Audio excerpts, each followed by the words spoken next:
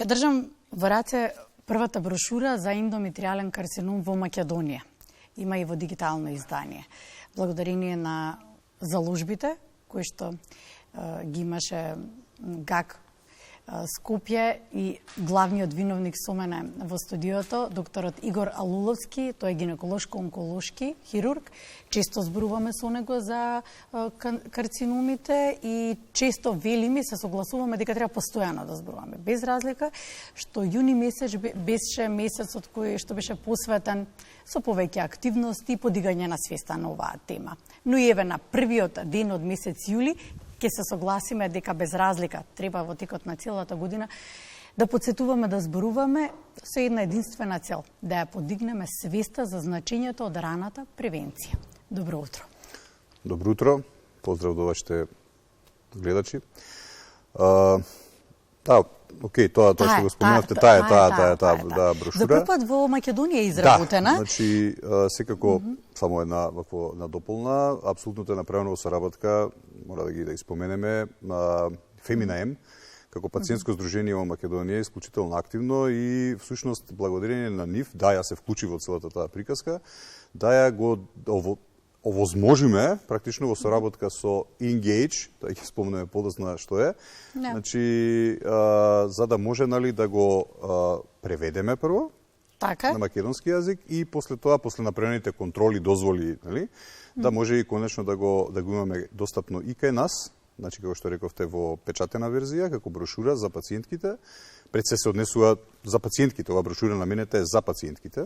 Така, пошто е напишана на јазик, на разбирли, сакам да кажам, за пациентките, и го има достапно во електронска верзија на веб страницата на Сдруженијето Femina-M и она што е исто така важно по мене, значи на македонски јазик оваа брошура има во електронска верзија и на веб страницата, официјалната веб страница на Engage, односно таа европската асоциација која што од каде што практично ние го преземавме.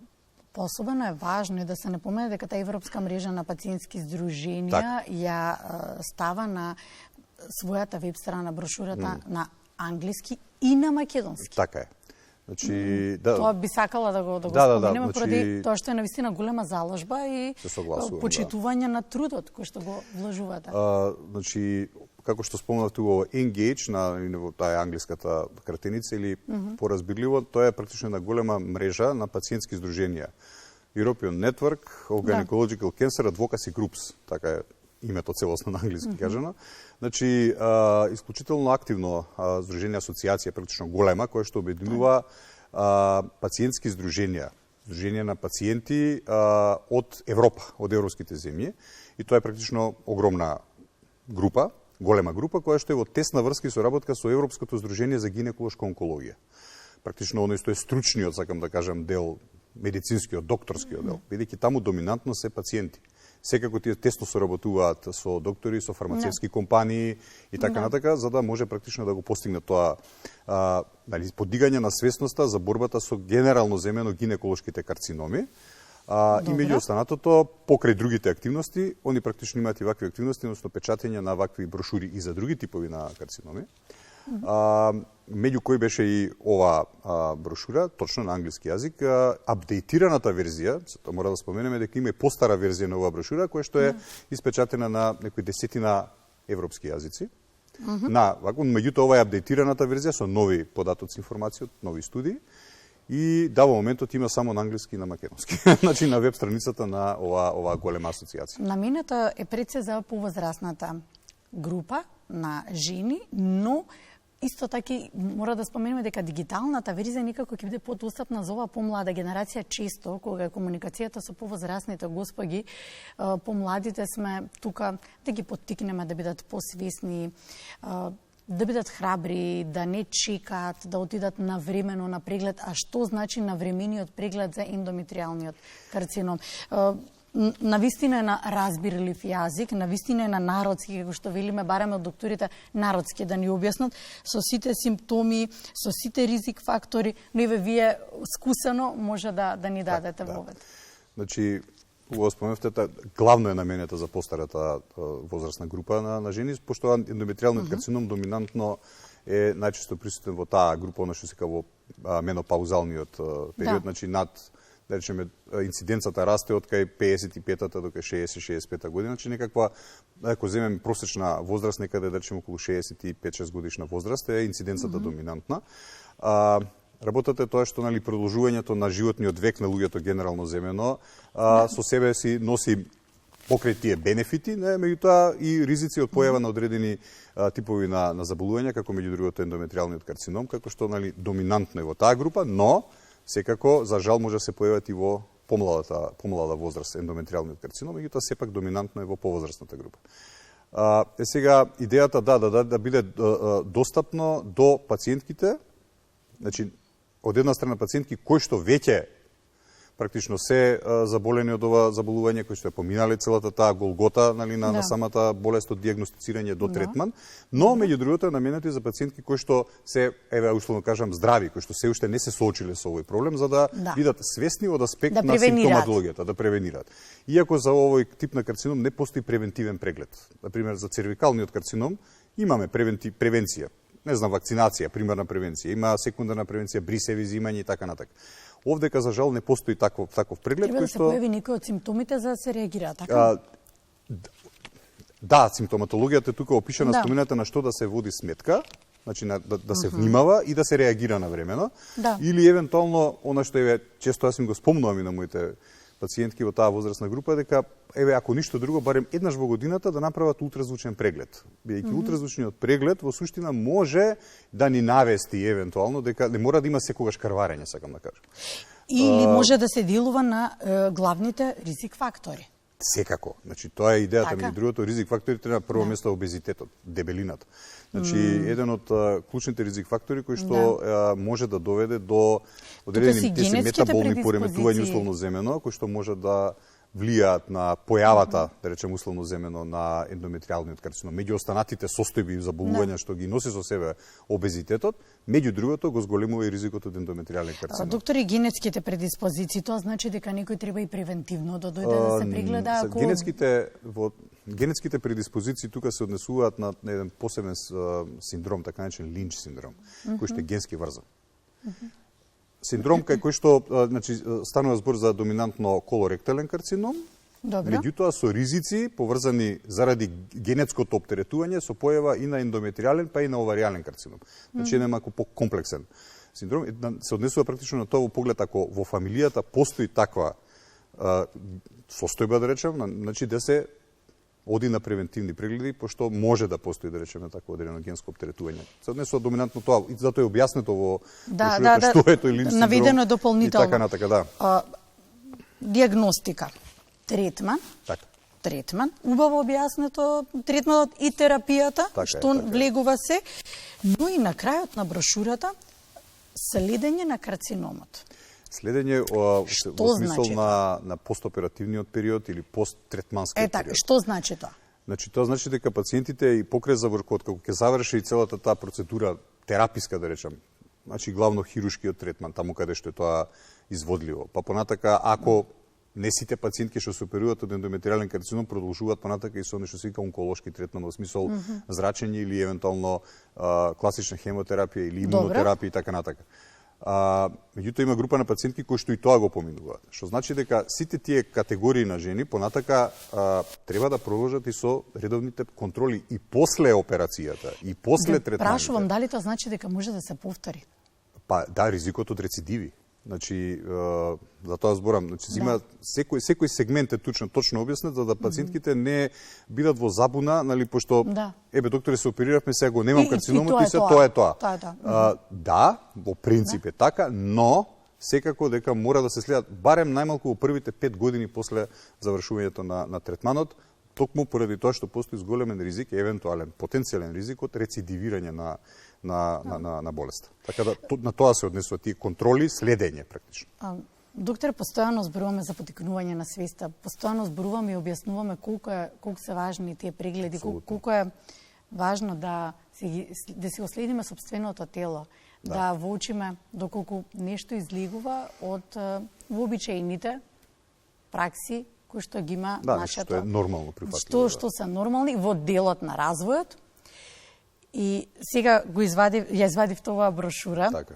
Навистина ми е драго што е таа повторно ќе кажам поддржана и исклучително ја има освен на англиски, на македонски, на Европската мрежа на пациентски здруженија. Ако никаде е пракса и веќе брошурите само добиваат нови изданија, следејќи ги светските трендови, кај нас е за прв пат, па кои ви се очекувањата на нас за трудот кој што го вложувате? Значи, па очекувањата ми се дека ова од една страна ќе поттикне апсолутно интерес кај самите пациенти. Значи како што спомнавте, наменета е за пациентите да бидат подобро едуцирани. Каде се ќе ги има овие брошури? Значи овие брошури ќе бидат доминантно кај нас на гинеколошко-акушерската клиника и на клиниката за онкологија. Пошто тоа се двете доминантни места каде што најголемиот процент на овие пациентки доаѓаат да се третираат. Ќе работиме на тоа да се одржи континуитетот, сакам да кажам, во печатењето и следењето, секако ако дојде до одредени понатамошни понатака промени, измени, дополнувања, сето тоа ќе биде апсолутно испочитувано. Така да во моментов на овие две места ги има, јас и на конкретно делението каде што работам, каде што доаѓаат пациентките во амбулантските простори и на онкологија, да им биде делена на пациентките кои што доаѓаат да се третираат од ендометриален карцином, значи да се информираат во тој дел третман, следење и така натака, а во амбулантските простори и на пациентки кои што евентуално се во условно кажано тие ризик групи за да бидат информирани. И повторно оние што можат, значи може да го симнат од веб страницата. Апсолутно во електронска верзија е достапна, може така на тој начин да дојдат до оваа брошура. Значи сакам да споменам дека верувам ќе поттикне да речеме и во другите делови области на медицината да се нешто слично прави, да се направи нешто друго. Ние понатака сме исто така и продолжуваме и да соработуваме со овие пациентски здруженија, со Engage конкретно, и евентуално се дискутира и за нешто слично, само тоа повеќе веб платформа. Добро. За оваријален карцином. Ама тоа ќе видиме како во кој правец ќе се развија. Во секој случај, тоа ми е идејата, значи и замислата да пред се бидат пациентките информирани, подобро запознаени со ова заболување. Значи почнувајќи буквално од воведот, од анатомијата што се вика, да им се објасни пациентките со што всушност се соочуваат, така анатомски да го разберат тоа, матката, локацијата на карциномот и така натака, па преку симптоматологијата, преку типовите објаснувања, сега со пациентски со зборови колку што може да бидат приближени до општата популација, да не биде да звучи премногу докторски и комплицирано.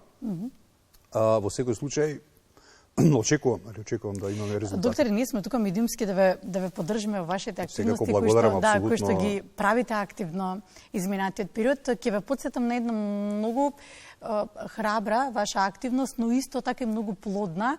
Ја завршивте успешно, бевте многу задоволен, а тоа е теренски со екипа кога отпатувавте низ Македонија и ги направивте оние ПАП тестови, превентивните подсетување на особено на повозрасната генерација на жени. И сега тука малку сакам да ве надоврзам на таа активност која што навистина добро заврши за вас. Дали можеби размислувате и буквално како што се вели на местата кои што се најпрометни, да одите и да објасните, разделите брошури, да одговорите на некои прашања. Значи, тој проект тогаш што го споменавте, значи тоа започна со тоа е активност голема герна која беа вклучени неколку организации, така речено, тоа беше од UNFPA, тргна целата таа идеја, вклучени беше и гинеколошка-акушерската клиника, Сдруженијето на гинеколози, Македонското лекарство, значи повеќе беа вклучени и доктори и колеги, апсолутно, тоа беше одличен проект, траеше 3-4 месеци на терен, каде што се одеше со возилата низ цела Македонија практично, селектирани места, во соработка со Црвениот крст, во локалните групации, и понатака продолжи, меѓутоа како дел од да речеме на превентивните мерки што се преземат од страна на Министерството за здравство, така да тоа е добар пример, за да се стигне и до тие места и до тие пациенти, они што да речеме, ајде условно кажано, не се можност да дојдат до поголеми центри. А ова секако стои тоа дека ќе направиме напори понатака да видиме прво како ќе има одзив. Верувам дека ќе има добар одзив. Сега брошурата во петокот ја промовиравте, Тука апсолутна благодарност до медиумите, пошто тоа помогна да се практично буквално онака рашири, за да се обзнани практично на повеќе медиуми и секако стои варијантата да биде тоа поделено и по другите центри. Се разбира, тука сме, кога е пренесувањето на информацијата и каде и кога би било тоа. Би сакала само да го заокружиме разговорот и повторно да алудираме на што е најважното, а тоа се прегледите. Никако преовладува, се согласуваме секогаш, докторе, дека преовладува стравот од информацијата, дека што ако го имам и што понатаму. Сега, како да ги охрабриме да го прескокнеме тој дел и да бидеме храбри и да речеме да ми се прегледувам. И ако го имам, ќе се третирам, има начин, има решение. Тоа важи, значи, генерално за сите. За сите, да. Значи, она што може, значи, подобро секојаш да се спречи, отколку да се лечи. Да се спречи, да се лечи. Отколку да се лечи. Нали, тоа е генерално правилото. Што значи дека апсолутно ги охрабрувам пациентките во делот на, нали, што се изнесува гинеколошката патологија генерално земено и заболувања. Значи, апсолутно да немаат, значи да надмина таа табу тема, табу ситуација дека одењето, нали, на гинеколог е нешто страшно и дека треба нешто да се случи за да се отиде на преглед. Не апсолутно. Значи, затоа и секогаш и сите ние колеги како здравствени работници алудираме на тоа дека е потребно да се оди на редовни гинеколошки прегледи, затоа што за многу од конкретно цервикалниот карцином веќе не знам колку пати ја спомена дека со еден преглед може буквално да спаси живот.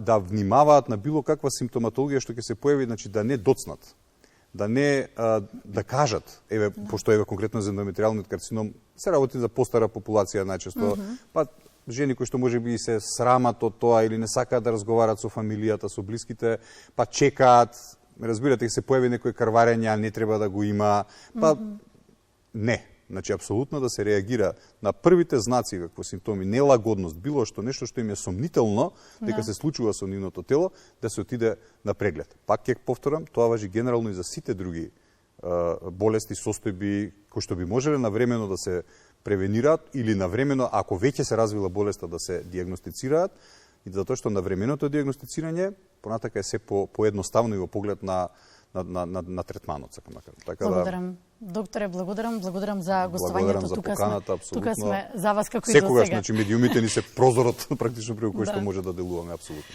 Благодарам. Благодарам на вас.